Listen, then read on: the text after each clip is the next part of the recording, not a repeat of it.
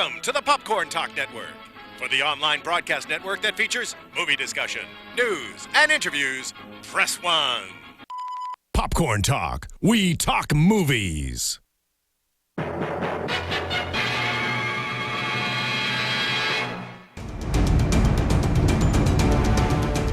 From the Popcorn Talk Network, the online broadcast network for movie talk, and the schmoes know, this is Marvel Movie News, bringing you the most up-to-date discussion and commentary within the Marvel Universe.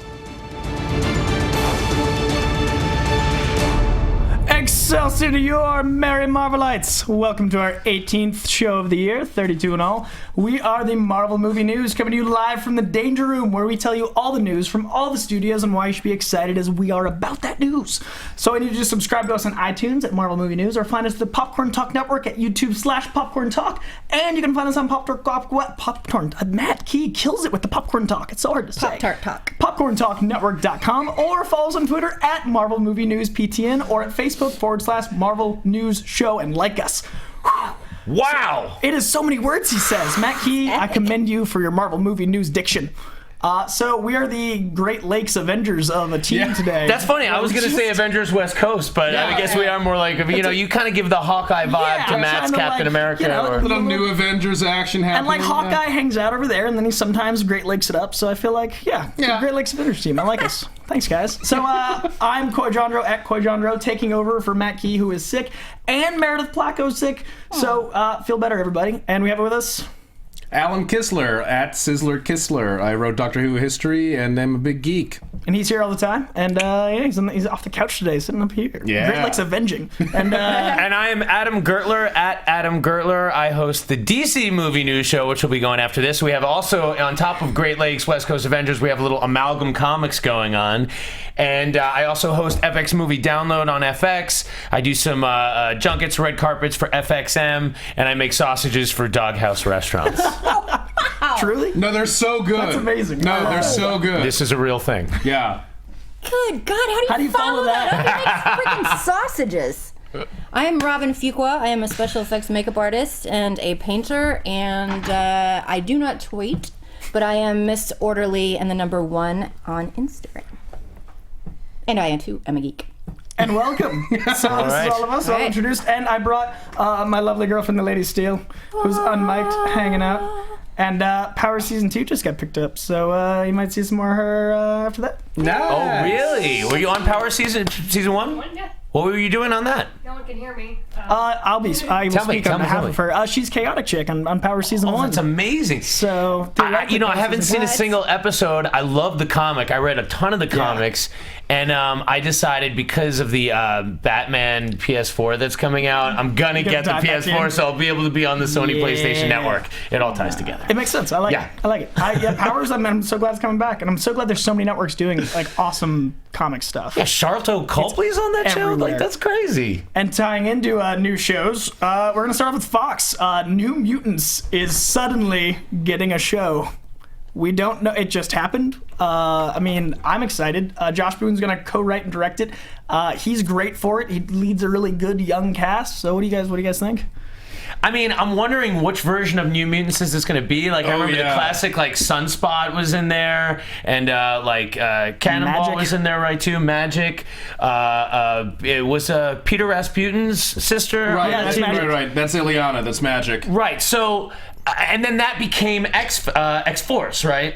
Some of it became They kinda X-Force, bled yeah. in each other. So I guess I'm wondering if this is where we're going to see Cable at some point, rather than doing an X-Force movie, if they're going to kind of combine these. And it's just amazing how this just popped up on the slate. What I think will be smart is if they make their New Mutant introductions there and see how the characters do on TV, and then the ones that do well go into the film. So you're literally training mutants for their film counterparts. So wait, is New Mutants a show or is it a movie? We don't. I'm assuming it's a show, but we don't know. I think it's a movie because they announced a director. That's true. Oh, that's true. So it's more likely a movie. And I know that there is an unknown Fox slot, I believe in 2017. What did he say? Boone. Yes. The Fault in Our Stars. Oh, okay. Right, so it was a lot of the films that he's done before was the John Green, Fault in Our Stars, so he has that younger teen, brooding kind of temperament, so I think that's why he was picked for this project, to kind of capture that tone.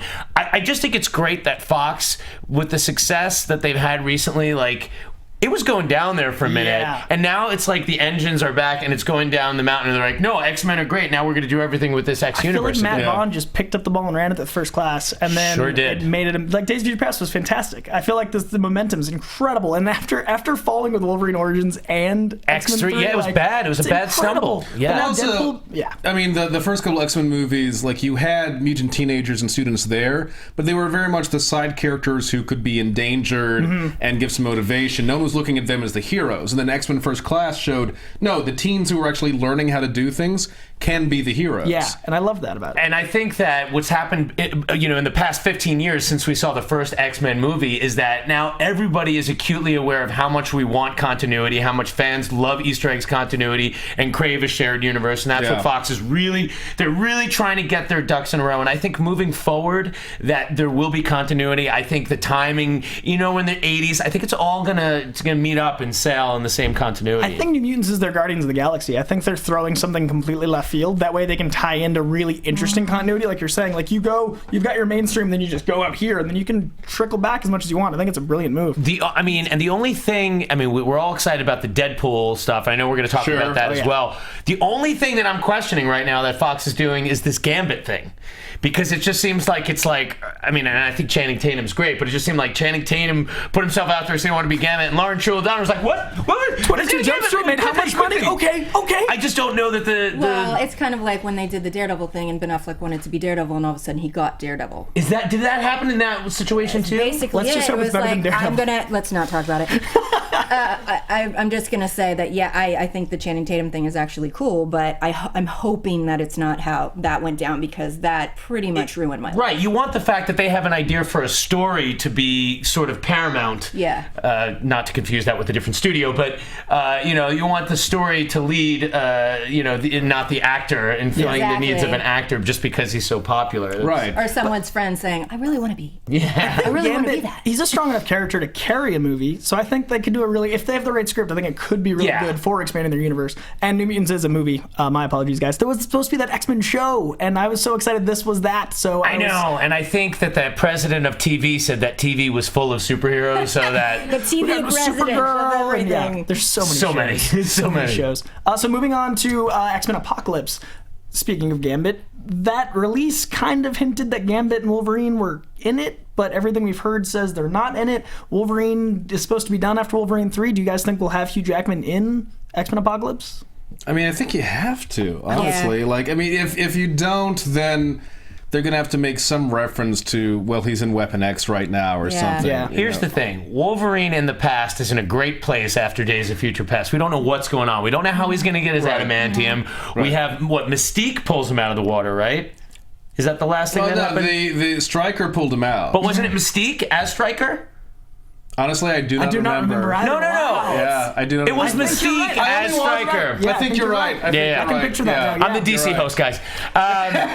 It's been so long. I watched it once. I wasn't that thrilled by it. Yeah, so I liked it a lot. I saw it a couple of times. So what Hugh Jackman said on his Twitter was that his solo X-Men film with Mangold is going to be the last one. Right. He didn't say his next one.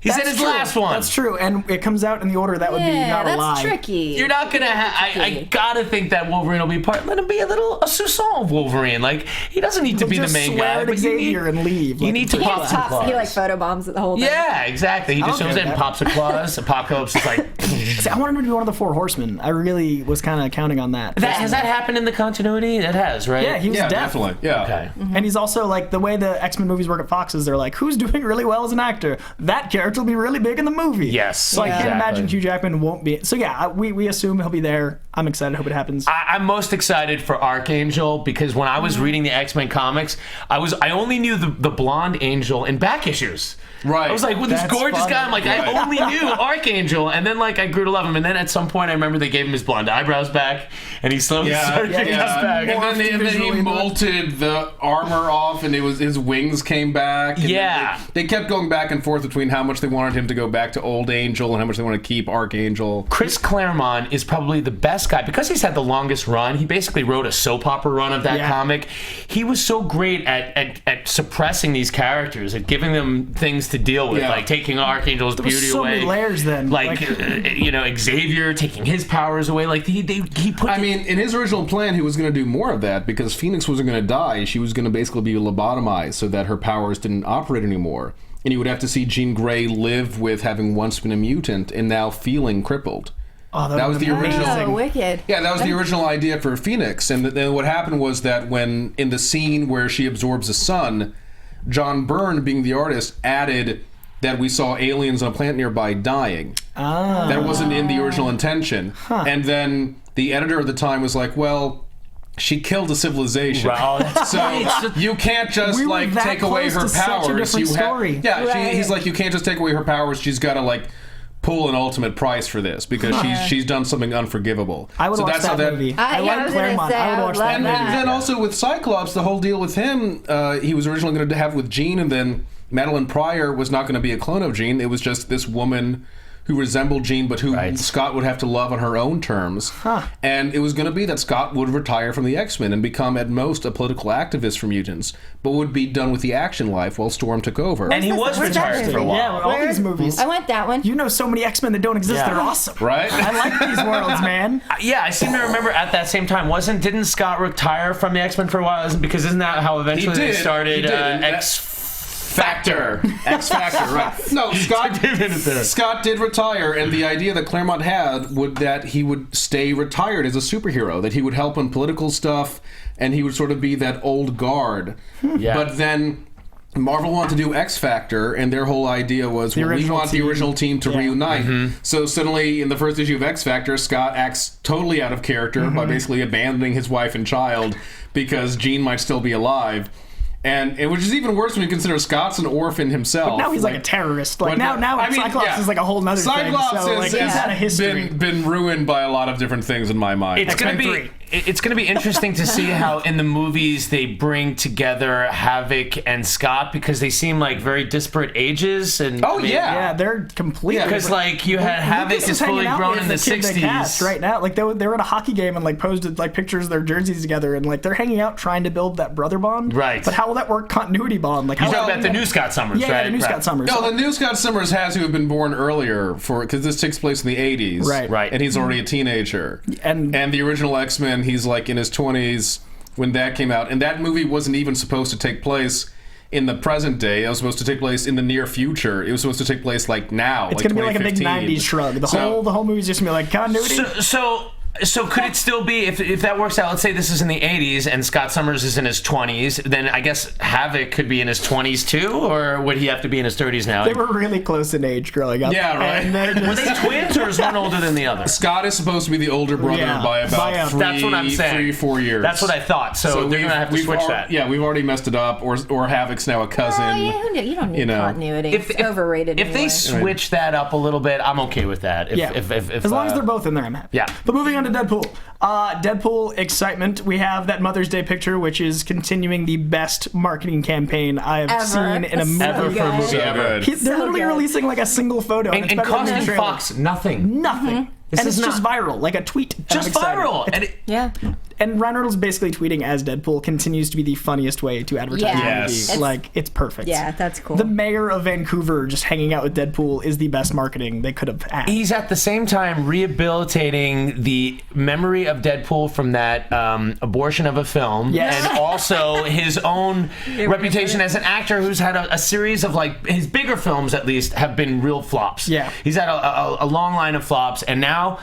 I mean, by the time this movie comes out, as an actor and that guy as a character, it's perfect that they're both having this amazing Phoenix-esque resurgence. It's great. It's perfect. Great. And the marketing is showing that they're really trusting this R-rated comedy to go where it's going. Yeah. I love the fact that Fox is actually letting them run free with it because I did not expect that. You go to any of the comic book stores and things now. I mean, it is infiltrated. Well, Hot Topic's half Deadpool. Yeah. Which is awesome. It's great, and I think we're also seeing is given a more modest budget, you see a producing team that has a lot more freedom and practical effects, as opposed to an Avengers film, which at this point it's no freedom. We got too much to do. There's billions at stake. We know this thing is making billions. So we a lot of masters. we need half of this movie to set up other movies. This is a prequel, sequel, reboot, and the moving budget? on. What's the budget on Deadpool? Tiny.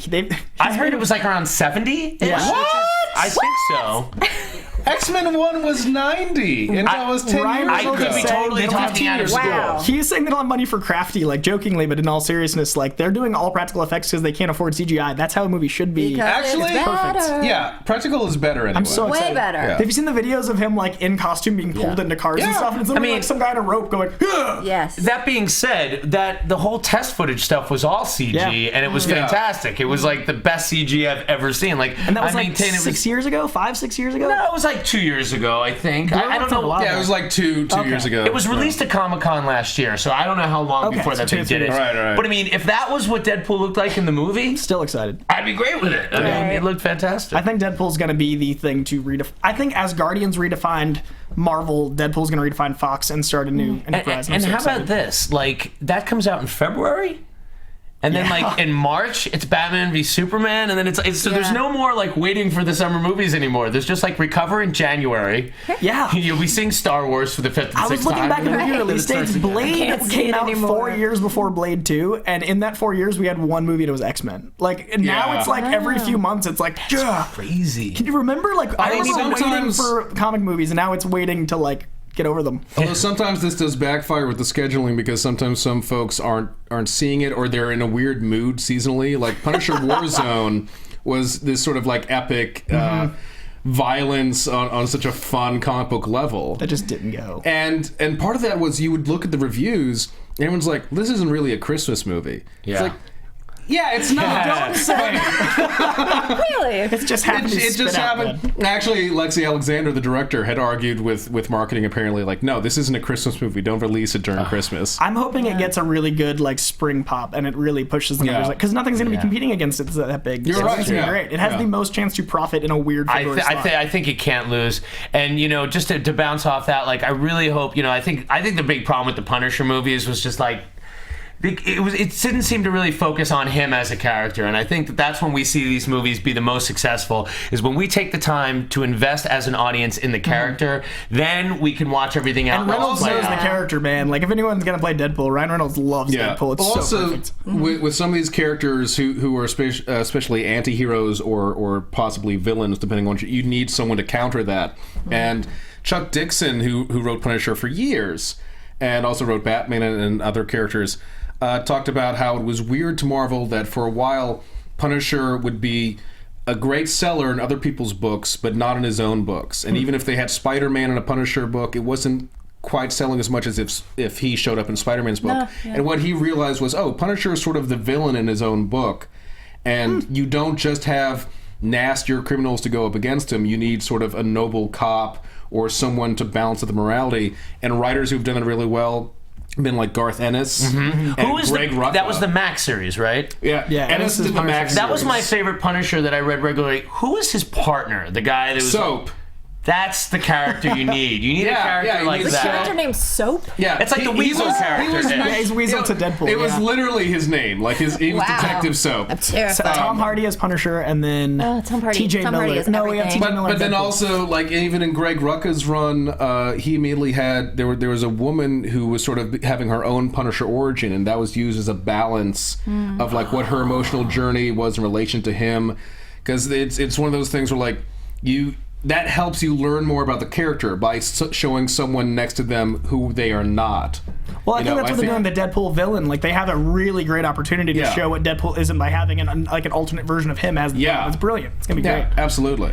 And I think, it just goes to show, like, not to go back to the Punisher, but, like, Punisher will be served by Netflix, I think. Oh, yeah. That's gonna happen. Absolutely. I definitely think that's you Tom should Hardy definitely movie. have a Netflix. You should bring him into Daredevil season 2. Yeah, It we needs should to be pop a up to introduce psychological thing. You need to really get into the mind of 13 this hours truly of, like, broken guy. Otherwise, you can't like him. Like Punisher, to me, his psychology needs to make, like, Batman seem like he's all fine. Because Batman's, inciting incident when he was a child, which is certainly traumatic. But imagine being a grown-up and losing your kids and your wife. I mean, like, and Batman's one rule is not to kill him. Punisher doesn't have that rule, so you need to understand that. Batman tries to appear more fearsome and crazier than he is Punisher because that helps. is. Like Punisher is just like Frank Castle is dead. Yeah.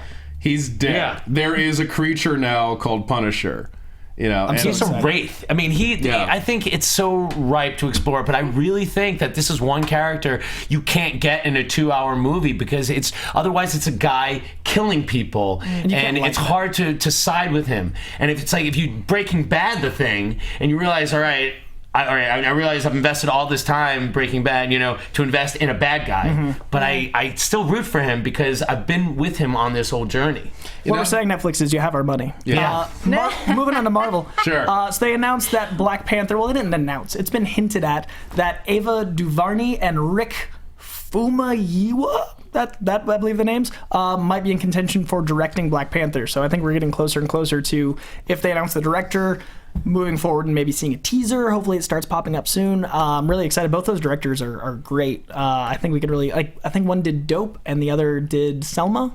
So either way, it could be really, really something special. Yeah. Do you, it's interesting because it seems that Marvel's model now with getting directors is not getting people that have big careers, but being the guys that build their careers. They with actors and directors, I feel like they break people in. Because Kevin Feige's team now is like, look, we got the action sequence covered. In fact, we have the action sequences storyboarded, and we've already started building the models before the director or the script is even done. We know the set pieces, essentially. But what we can't do, and again, this goes back to what I was saying before, is that character is really what makes us care about these films. So you need a great director to build the characters and make us emotionally invest. And Feige and his team will take care of all the bang zoom. What I think is interesting is we talked about this in one show, how we at Marvel basically builds different films tonally and then allows them to be, and I think having these two names mentioned for Black Panther says a lot about what tone they're looking for there and how that's completely different than anything we've seen yet. How do you guys feel about the idea of directing an African-American, superhero film, you need an African-American director? Do you think that's a good idea? Does it bother you? I don't think it makes it makes a difference either way. I mean, I think we should base it off of Selma. Yeah. Because that was amazing. Well, I was thinking about this too because, we were talking about Wonder Woman and, do you need a female director to direct a woman's movie? And, on one hand, I see, so the plight of an African or an African-American or an immigrant is perhaps better understood by someone that comes from that. Yes. And then on the other hand, someone like, Steven Spielberg just can make... Ridley Scott. Yeah, Ridley Scott. There are some directors that are just amazing. I think it's more important to show that you can portray the emotion and that you felt the emotion. So I think seeing their body of work like Selma and Dope, Dope's got incredible reviews. Also, I just think you benefit from a diversity of viewpoints. And so we've had a lot of white dudes direct the Marvel films, and we had Lexi Alexander direct Punisher Warzone. I certainly don't mind someone else of a different viewpoint, different background directing a couple of the other films, because the more diverse, the better. Exactly, and Marvel Universe in particular has benefited from that because Captain America: Winter Soldier is not the same viewpoint or atmosphere as Guardians of the Galaxy. Yes, and we love that. And James Gunn really is an auteur, so that's why what's so different. And he's really fighting to keep his own little corner. Yeah, I love that because he's like, that's cool that you guys avenge. We'll guard. Yeah. But he's really happy to have his corner because he's had a lot of success doing that. I still think, seeing the Avengers for a second time, what I realized is yes, there is a different tone in all the different Marvel movies, and that's true of an Avengers movie too. Avengers movie is kind of a roller coaster ride, and what you lose is a little bit of the pathos of each character appearing in their own film and in their own world, which allows us as the audience to accept and believe Thor's world a little bit more, believe Iron Man's more. When you throw them together, you're taking a lot of leaps. I rewatched it for a second time since our last show, where people got mad at me for not liking it as much as they did. Got mad at you. Oh, shocking! Yeah. I know. People, internet. Did you know the internet is vocal? Did someone want to punch your face? Someone wanted to punch my Listen to face. Mike Francesa's rant. So I really enjoyed Avengers the second time because I went with the expectations having seen it the first time. But I think my biggest problem with the Avengers: Age of Ultron is that it's a really good series of moments and a lot of really good movies, but it is not one cohesive really good movie. Whereas Avengers 1, Avengers 1 was such a good movie. Avengers Ultron was 9 really good movies. I mean, Gail Simone brought up how hilariously out of sync with everything else the Thor well scene was. Yes. Every time Thor was on screen, I was like, wait, he's a god of thunder. That's silly. It's like, you could call Asgard for help. Yeah. You know, like, there are a lot of questions you could bring up with that. But and I never felt that in the first one. I think I thought there was the Thor funny dialogue was so great. I was just telling when they were with the team, yes, he rocked. At one point when he says, "Because I'm mighty," yeah, his I'm mighty line. It was perfect. That and the Hawkeye are the two favorite moments for me in the film, but those are also separate moments in a series of questionable and the moments. power in the swing. Even I like Thor a lot, but I get what people don't like about Avengers: Age of Ultron is when it had to set up other films, when it wasn't able to serve its own film. And I feel like Black Panther is going to be beautifully independent, and I think it has the potential to be something that's really interesting because we haven't had any character like this at all on film yet. If I wanted a Black Panther to be basically like a globe-trotting James Bond movie, like I wanted Idris Elba to basically be Black Panther Bond and run around and gallivant. So either of these directors handling that kind of tone would be insanely cool. How do you think they're going to deal with setting him up in Captain America: Civil War? Because obviously it's not going to be his movie. It's so how are we going to? Which is going to be interesting. Like Cap's already met Claw, and that's going to obviously be the tie-in, and he's going to go back to Wakanda. I'm really curious what the dynamic is going to be between Iron Man and Black Panther, since they're both rich beyond all reason, and they're both like their own powerhouses in their minds. I think that's going to be the ego struggle. Exactly, because like everyone I think like as the good guys is going to side with Cap. You know. Right. I wonder how they're going to justify Tony Stark siding with the government, since like his whole first two films, the solo films, are all about him not doing that. But then he did give him War Machine. He's also he's been traumatized He's a different since man the after first 3. Avengers. Right. Like Iron Man 3 was all about his trauma, and then we saw it carry over into Avengers: Age of Ultron. Okay, he's still traumatized into this extreme response, any means necessary attitude. Who do you think is siding with Cap and who with Iron Man? I think Black Panther. I think Black Panther might go Iron Man as far as selling the movie and then change over to Cap. But that's only because of like a studio standpoint. Okay. That's just me being What about Hawkeye? I think Hawkeye's definitely Cap. Definitely Cap. Okay, what about, is Black Widow in this movie? Yeah. Everyone except So Thor. Black Widow's got to go Iron Man, right? Unless he has no team. I don't know. He's definitely going to have a team, because we've now set up that there are two literal camps. We've got Stark Tower in New York, Avengers. and we've got the new Avengers base. Right. So Which we is literally beautiful. I love have that two moment. bases. Yeah, I mean, we know Falcon's all the way Cap. All the way Cap. I mean, of course, No they have to be in question. every continuity. So does that mean that War Machine is also going to be on Iron Man's side? Or I mean, is there a I think split so. there? I think, It would be he has interesting to. if he wasn't. It would be interesting if they had a disagreement. I just don't Because he's on the Avengers now. He's on the new is. At Avengers. the same time, he is a military man. That's true. And so taking down And threats Rhodey and before Stark, they I mean- arise. And it would be too much because Captain America's a military man too, so to have them both go opposite seems too much. That makes me think maybe War I Machine think goes Spider-Man might be Iron Man because him idolizing as a scientist. I think the War Machine I think that would be an interesting one if War Machine went over, with Tony. That would that would make more Well, sense. we already have all the Avengers established, and new Avengers being with Cap. What if they have Ant-Man and Spider-Man with Iron Man because of the science background? And that'd be less slots to fill. So we introduce we introduce Ant-Man soon, and make sure that Iron Man tie in, and then Spider-Man being like a little geeky kid because they're going young, idolizing Tony.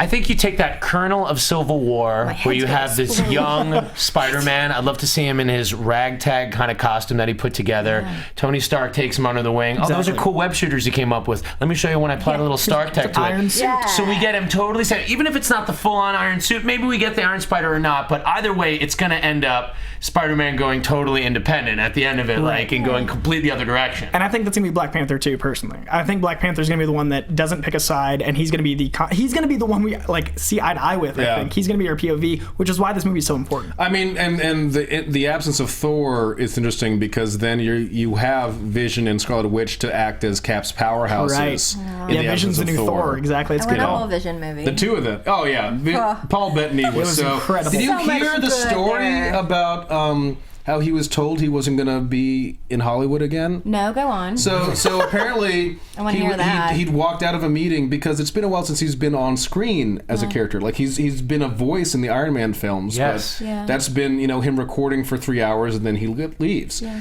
And apparently he had just left a meeting where someone told him like, look, this just isn't working anymore. You had your heyday. Right. You're not gonna be in any big Hollywood movies again. Like that's just not where your career is going. And so he was Who talking are about these fascists that right. somehow? So he walked People that out, run this town. Right. So he walked out of the building and he was talking about this in an interview, and he just sat down and was just thinking like, crap, like I really enjoyed this, and then got the call from Marvel saying like, hey, do you want to actually play Vision on screen and be in the movie alongside Thor and everyone, that you would actually be a character in Avengers too? I feel like an internal riot about to happen. Right, and so he got that call right when he was told your career is kind of over. He's so consistently amazing. That's and such a- he just got Yeah, this that's what like I it don't was like, get. and he was saying how he just felt like karma worked really fast, and he gave the building the finger and walked off like, Yes. yeah. Were you surprised at how much it was him and how little CGI was done with that I character? loved it. I thought it was going to be loved it. mocap for sure. The lines in his Practical face that were makeup, still y'all, his at face its was finest. amazing. Like, Because then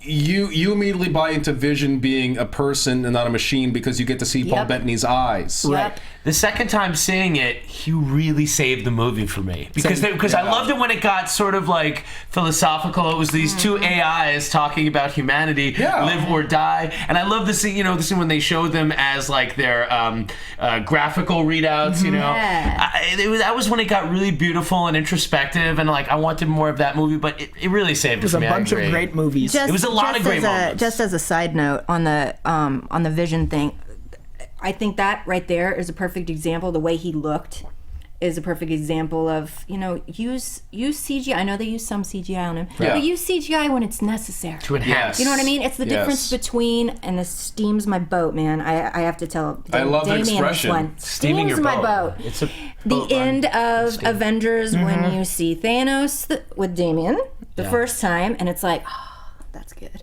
because he sat in his person. makeup, he did it. It's him. Yeah. They put a little CGI on it. Yeah. I'm sorry, but at the end of this one, I was like, is this the Muppets Take Manhattan? What the hell is that? It was a cutscene from Mass Effect. It's the difference between Jurassic Park and The Lost World, and that's the problem. Thank you. Yeah. Yeah, I mean when they Josh Brolin'd him a little bit more in Guardians, I was also a little disappointed because in the first Avengers, like he really had the look. Yeah. On just a related note, because you're also rocking out green right now, I kind of want you to cosplay as Vision now. I am so on it. Let's do this. Makeup challenge on my Instagram. And you've got y'all. gold. I'm gonna do it. That's kind of great. Yeah. And she's got the red hair too, so doing it's it. kind of like No, I'm all it over works. it. It works. Copy that. No, this is awesome. I'll have it to you by next Thursday. I'm so happy right now. So they released the official synopsis for Civil War, and then it's Captain America Civil War picks up where the Avengers Age of Ultron left off, as Steve Rogers leads the new team of Avengers in their continued efforts to safeguard humanity. After another international incident involving the Avengers results in collateral damage, political pressure mounts to install a system of accountability and a governing body to determine when to enlist the services of the team. The new status quo fractures the Avengers while they try to protect the world from a new and nefarious villain. So we kind of just said all that. Yeah, but it does. It brings up a lot. If it fractures the new team, then some of those people we see on the team are going to go back. Also, we're forgetting Baron Zemo is going to be in this film. Right. So I could see him joining with Tony, maybe not as an ally, but like he's helping this effort, and then that would be another reason for Cap to be like, dude, I fought this guy's father. His father was Kind of a literally bad guy. His father was literally a Nazi. Not like internet Not calling like you a kind of Nazi. a Nazi. Yeah, like literally a Nazi. Hey guys, I just got a message from Matt Key, our fearless leader, the strange one, saying that rumor is that Asa Butterfield cast as Spider-Man Cuff. Breaking news from away. Yeah, he's having it. So I mean, that's been rumored for a while, but the fact that he's texting that to me now during the show, very rude. Very rude. Makes me think that maybe this is a hot rumor I turn off my cell phone As do like a professional. Matt Key. But calling him right I think now. he's a good caster. I think he's great. I got to when I was at CinemaCon, I got to interview Nat Wolff for Paper Towns, and he was being rumored as well. But I think that you really want to go for that early high school years. Like, that's the difference, is we want someone that we could buy as a high school freshman, right? Grow up with him, and I think that is so the plan. I think starting they're doing Spider-Man one per off, year, right? They're doing the freshman, sophomore. That was the rumor. Freshman, sophomore. I don't know if it was going to be one every year, but well, not released every year. One set every year. One. which means he'd be in high school for 8 years, which means he'd be a dunce.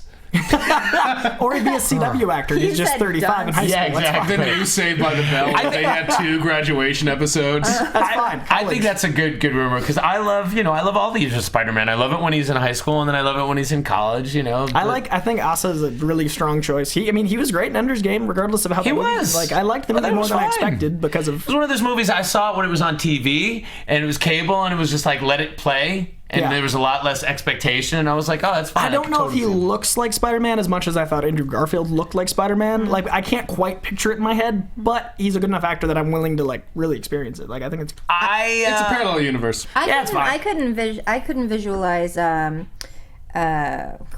Robert Downey Jr. as Tony Stark when they first announced that when the first Avengers happened. So. I mean, well. And now I can't imagine anyone else. Yeah, Tom Exactly. Cruise was this close. When Wolverine was recast because originally it was Doug Ray Scott, Yeah. and then they recast it as Hugh Jackman. Some and unknown guy. And I looked that up. Like, okay, he's played Gaston. Like, really, this guy, this tall, lanky. I mean, he's This handsome. 6'3" but Australian what looks the like a little hell? Canadian bub. Yeah, and then I walked into the theater and there's an opening cage fight. Like, okay, The so cage fight. Yeah. Oh. they made Wolverine come to life off the page and put him I on screen. 100% Fine. think he The gets good cage for that. fight and then like when the guy held him up with the gun. Yes. Boom. Yeah. Had my money there for the next Now, 15 You years. had me at Actually, the moment that made me go, this is freaking Wolverine, is when he headbutted the dude and you heard metal. Yes! Yes! It's the little things. And he It's the didn't even little look like things. Wolverine yet. Yeah. That was like before he had time to work Right. out because he just got the call and was like, Right. oh, I had to be shirtless. I'm Wolverine. Yeah. I actually preferred that look because that looked to me like a Wolverine who goes into street fights and not someone who goes to the gym. Exactly, I agree.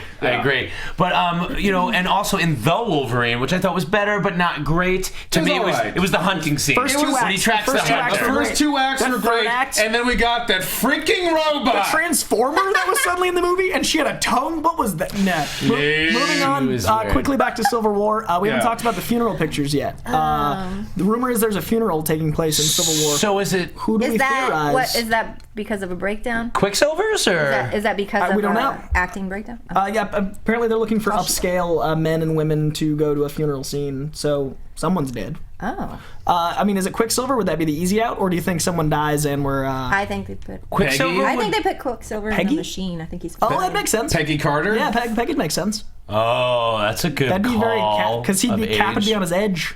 Yeah. Quicksilver would be Is the founder interesting. of S.H.I.E.L.D., one of the founders of S.H.I.E.L.D. and the first director Yeah. In a You know. Civil War movie. in a Civil And War to movie. talk about emotional pathos for our lead. And to have Steve Rogers be on the edge the whole to time. have him start off in a Yeah. place where Yeah, so Cap on the edge, not a cop on the edge, a I cap on the I edge. think it's Peggy. I guess Quicksilver wouldn't really make sense. Like he did go down as a hero, but like would everybody show up for him? I mean, But like wait, is he for sure dead? No. Feige said he's for sure dead, but it's Marvel. Because I thought Feige also said Coulson was dead. Coulson was But- dead, but he wasn't for sure. They also also- shot a scene of him coming back to life. We so also it's out there. we also have a sister whose power is, if you extend it far enough, to warp reality. oh right, she made fake Yeah. babies for her and a synthezoid. And I love that scene in the movie where Vision scoops her up because I was like, I get it. I see what you're Yeah. I see the one true pairing. doing. Good job, Moment. He's not dead. So moving on to Ant-Man, still staying at Marvel. There's a new TV spot. Yes. I haven't watched it. Saw because it twice yesterday. I stop after the first one because I want to experience. I saw Yeah. it during Age of Ultron was ruined for me. Arrow. It was on during Shield. It looks We like watch TV. I bootleg my shows without commercials. it looks like a lot of fun. I Me mean, it's hard to judge how Ant-Man's going to be because like what you've established is that like, a lot of this leans on the humor. Yeah. Yeah. I already know the action's going to be fine, whatever it is. But if you're saying this is going to be like a funny one, like Guardians, then you got to make me laugh. That when we're in poster the just theater. says Guardians. It doesn't say anything else. It's from the studio that brought you Guardians of the Galaxy, which Exactly. clearly shows they're like, we're trying for this. Yeah. Yeah. So this is a hard tone to nail. Action and comedy and giving weight to both and making both work is hard. That's what Marvel does particularly well. But some, Winter Soldier is not really as funny as like say a Guardians. Right. Avengers has got I mean, a little there's bit for everyone. there's a difference between like making it funny and having a wit to it. Like Exactly. it's also like a funny character. Han Solo is not a funny character, but he's got wit to him, and so there are moments where you will laugh. What I think is interesting is they're making a heist film. They've been very vocal about that. And once again, it's a different genre, which we haven't seen, which is a smart move. Cool. But we have a director that's a comedy leaning, and we have a cast that's comedy leaning.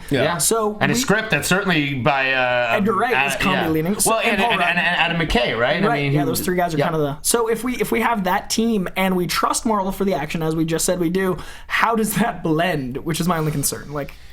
Yeah, I hope well. I mean, everybody, this is the one big question mark, just like Guardians kind of was last year, and everybody's hoping that it will surprise in the same way. But because this is a film that was in development for 7 years with one auteur, and then in a matter of months, switch the direction, it gives us pause, and I think that's fair. It doesn't mean I want it to suck. I hope it's great, but I don't think you're wrong to be concerned. Yeah, it's the first time I've been concerned. Robin, what do you think about the Ant-Man marketing? I love it. I mean, I did what you did. I took the smart route because I went and was looking at all the stuff, and then I stopped myself. I was like, you know what? I'm gonna pull Coy on this one. I knew all of Ultron. There was nothing I didn't know. Because I watch this stuff, and then I get all jacked about it, yeah. And then I see it, and then I'm like, oh. It's a little disappointed. I don't want to be. I don't want to know any more than what I've seen. The two things. I think Avengers showed too much in all the trailers too, and I tried to avoid them. And I saw parts of every scene. And I walked really away pissed. from the Vision stuff because I'm like, I want one surprise. And the only time I felt like I didn't know what the movie was Vision. So I'm glad I did that, but I could have not done that. So Ant-Man, I feel like there's an option for me to see the whole movie. And I'm gonna. I watched entirely too much of Age of Ultron before I saw it, and there was chunks of it which I'm sure you guys covered already. So yeah, there were chunks of it that I was annoyed by. Anyway, moving on.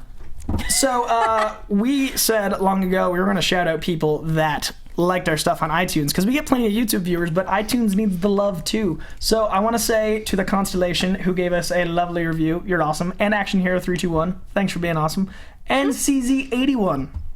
Thanks, guys. Thanks for all the stars. You're awesome. So go on iTunes and give us some stars, and I'll say your name because that's how the internet works. It's pretty cool. Moving on to TV.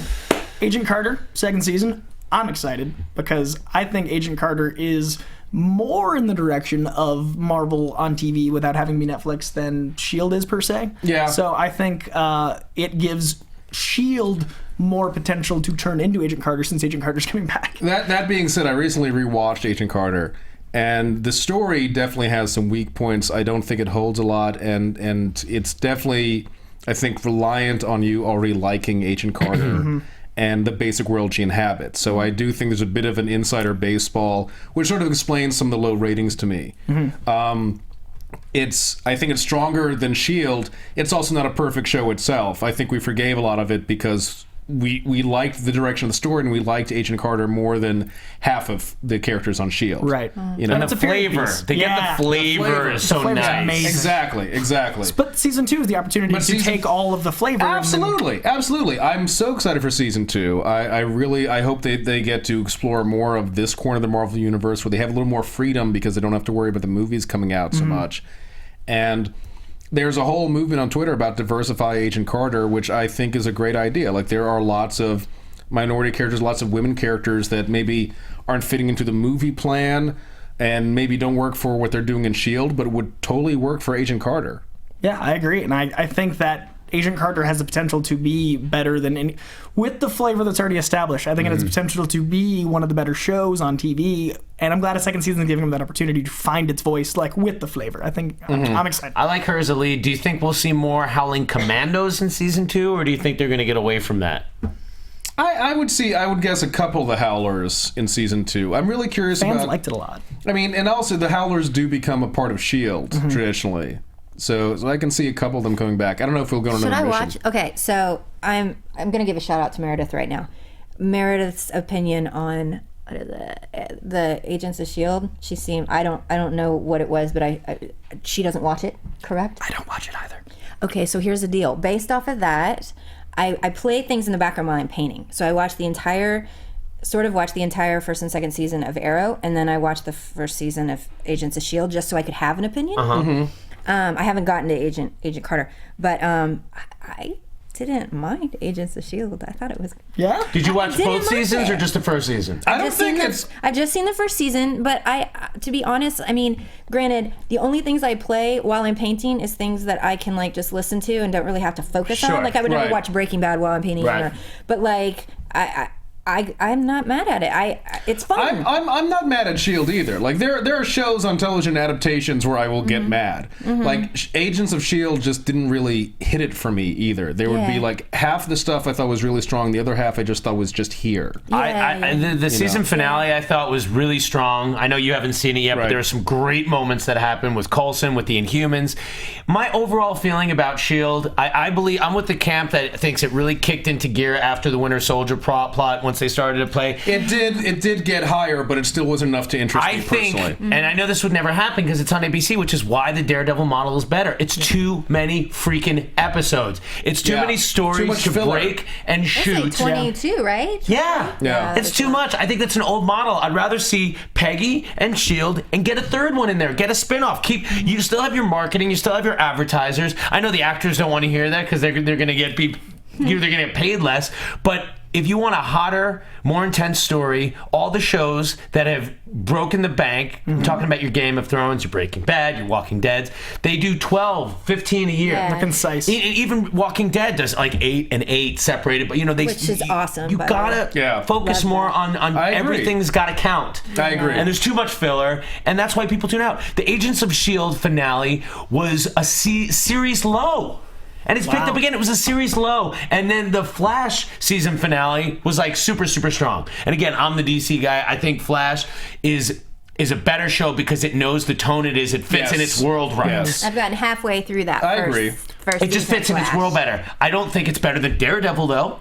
I think my problem with S.H.I.E.L.D. is it relies heavily on tying into the movies, and I love the idea of that in concept, but not in execution. Because you have the problem in the first season. You also have the problem where you watch Avengers, the new Avengers, and suddenly Samuel Jackson has the helicarrier. Call the Avengers! And it'd be cool if you didn't need to know that, but it felt underwhelming in the movie because it was such a tie-in. It feels like when you're reading comics and the annual comes out and it's too important and you didn't buy the annual. I feel like Agents of S.H.I.E.L.D. is a series of annuals and the tone's off like annuals are and everything else. And when you watch it, it feels like a TV show to me. Daredevil felt like a 13-hour movie, and I love that. Like a very exactly. Yeah, so my thing's a tone issue. Awesome. And Agent Carter doesn't have that tone issue for me. So therefore, I'm more excited about Agent Carter. Because again, the flavor of Agent Carter seems to fit in that with that Captain America First Avenger, that glossy 1940s. Like for some reason, I could buy that on TV in that ABC world. When S.H.I.E.L.D. has to try to throw in all the effects and they don't quite look right, and the tone isn't quite right, then it does throw you off when you see them the same characters in the movies because it doesn't feel like the same world. They've had. I mean, this is second season. Just ended, third season renewed. I think once again, like with Agent Carter, the third season has more potential than the others because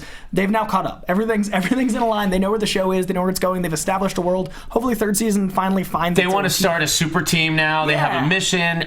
Look, I'm hopeful. I just say cut the episodes in half, please. Yeah. Everybody else agrees with me. Or really, if you're going to have it be that long, then have the story arcs fit into that. So instead of planning for like one story arc for the season, really use that mid-season finale as a finale. Right, have two overarching arcs. Exactly. Again, which Walking Dead, I think, does exceptionally well. Yes, no, absolutely. That is awesome, because you get done with that first chunk, and you're like, that mid-season finale is thoroughly satisfying. The thing that's beautiful about Daredevil to me is that you had an arc each episode. You have an overarching arc, and all your characters, most of your characters, have different arcs. So the show had so much flavor because you cared about everyone and the overall show. I don't feel that with S.H.I.E.L.D. I found a one-on-one fight in Daredevil so much more just satisfying and adrenalizing. You look like me talking about it. Than like in Avengers, I'm saying all this going on and I love it, but I'm like, I didn't get like my guts going like in Daredevil because I'm like, it's just so much whiz bang. Same thing with Captain America Winter Soldier. That tanker scene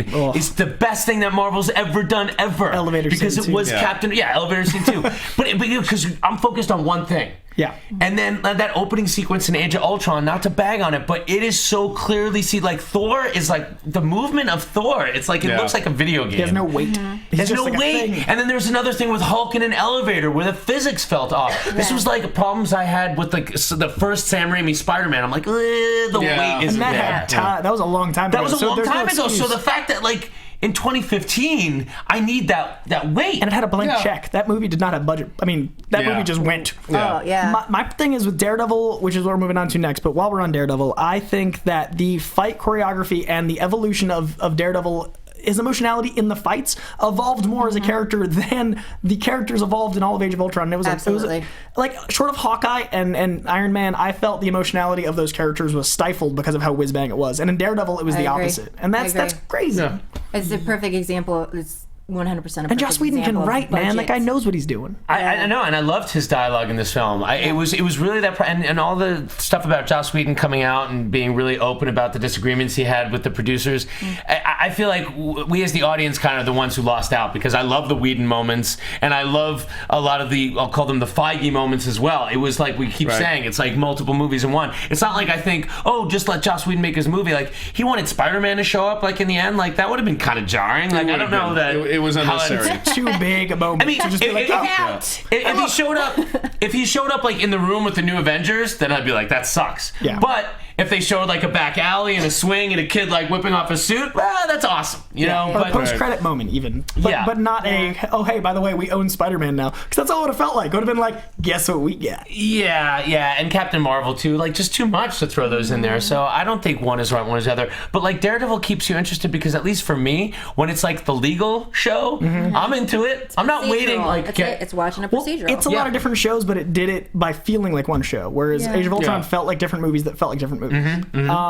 While we're on quickly Age of Ultron, I am also curious if Edgar Wright, when his exit happened, Joss Whedon came out and said very vocally it was the best script that Marvel ever had.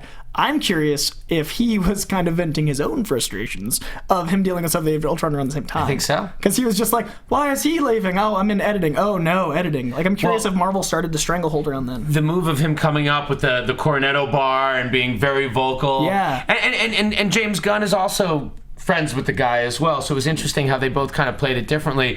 But yeah, Whedon has just kind of been very expressive in saying, like, look, I'm not a company guy. Yeah. Don't think I'm a company guy. I'm not going to give you your company guy answers. I want Whedon's Avengers almost as much as I want a good Venom and a Spider-Man movie. A good Whedon. Moving on to Jessica Jones. Since we briefly talked about Daredevil, we need to mention that Rosario Dawson is back. Yay. She's in season 2, and she might be in the other shows as well, which is really exciting. Which she should be. Jessica Jones, the synopsis was released. Ever since her short-lived stint as a superhero ended in tragedy, Jessica Jones has been rebuilding her personal life and career as a hot-tempered, sardonic, badass private detective in Hell's Kitchen, New York. Yeah. Plagued by self-loathing and a wicked case of PTSD, Jessica battles demons from within and without, using her extraordinary abilities as an unlikely champion for those in need, especially if they're willing to cut her a check. That is perfect. I love everything about everything you just said. Such a great synopsis. I haven't heard this yet. This is actually the first time I'm hearing the synopsis. Because it's so perfectly her and Luke Cage in one, and introducing Luke Cage in that show. Like, you can just hear where he's going to pop in, and it's such a strong character for her to be able to... And that fits the Bendis comic so well, that synopsis. I mean, that is what it was. Yeah, and listen, we got Feige in the movies. How balls out has Quesada been? Like, with his involvement in Daredevil and this. Like, the fact that this is why Marvel does Marvel right, because they bring in the writers, they bring in the team. Like, Quesada is like the creative guy of all this stuff. I heard him on Kevin Smith's podcast, Fat Man on Batman, actually, and they were all talking about Daredevil, which is great because, come on, look, the fact is, like, us geeks love all this stuff. Yeah. And, you know, he said that Jessica Jones is going to be a totally different tone, but also in that same world. Like, they're gonna cross over, but this Netflix corner, it's beautiful. It's kind of like where it's going to be like the grown-up table now, I feel like. That's the Defenders. You know what I mean? Yeah. I like that. It's a little bit saucier, a little bit late night. You know, you might need to be 18 to get in. They need to do the superhero card game that we sometimes see in Marvel. Oh, yes. When they're just all getting together and, like, Doc Strange shows up and he doesn't understand card games. Like, that's how you introduce Punisher. He's just at the table, then it spins off into his show. Just Tom Hardy's there. Moon Knight shows up. He's just the weird dude dressed in white. Don't piss him off. Do you feel like Feige's got, like, sour grapes about how much, like, in the wake of Avengers Age of Ultron, it's like Daredevil in a weird way has kind of overshadowed it? That's what ruined Age of Ultron for me, is how good Daredevil and Cap were. Because I saw Age of Ultron and I was like, but we just had Daredevil. For me, it was a combination of Daredevil and Ex Machina in the same week. And I was like, I think I've grown up. Well, no. I think if Netflix keeps going with these characters with this kind of synopsis and the tone they've captured, that it might supersede the movies quickly. It was so good. There was many moments, not to bag on Age of Ultron again, but there were so many moments in it where I was sitting there like, yeah, you know, this is good, but man, I kept going, and not because I'm No, okay, but you know, I am a fangirl of that. Of the other That's one. fun. But I went in and out of that movie, and I was like, man, but you know, it would have been better if. you wanted a little more meat on the bone. Yes. But sugar is a great way to bring in everybody. You know, like the sugar sells, and like that's what you get. Now they're focused more on saying like biggest single day in China, biggest single day. I mean, like that's what they're shooting for now. So it's almost like I as a fan, I'm like, all right, well, you guys can take that. I'll step over here into Netflix, and we'll still get our meaty story. That's why Deadpool costing this much is such a good thing. Exactly. Until it makes $400 million. And then Deadpool 2 is like, we gotta do this. Screwed. Yeah. All right, we got 10 minutes left. We gotta. Wrapping up, we only have a couple more things to do. We briefly need to mention that they finally announced who Thor was in the comics. Yes, the current Thor, who's female. She Is on her Jane eighth- Foster. What? Yep. My exact reaction. I was satisfied with that. confused. So obvious, though, right? And that's I was what I mean. totally I was satisfied like, with that. we've been in mystery for the one we all thought it was. What? Bruce Wayne is Batman? Yeah, it seemed so obvious. So the reason I was really intrigued about the mystery was because I was like, it can't be Jane Foster. Right? I guess giving her cancer is kind of interesting, too. She kind of looked like Star-Lord's mother at the beginning of Guardians of the Galaxy. Like, had that little bit of flavor in there, Natalie too. Portman. Well, Black I mean, Swan. and that honestly that fits back with the original idea of Thor, that Don Blake, that Thor's human identity, Don Blake, Lame. right? He couldn't use his leg. Well, I that's don't an like interesting tie-in. anything right now.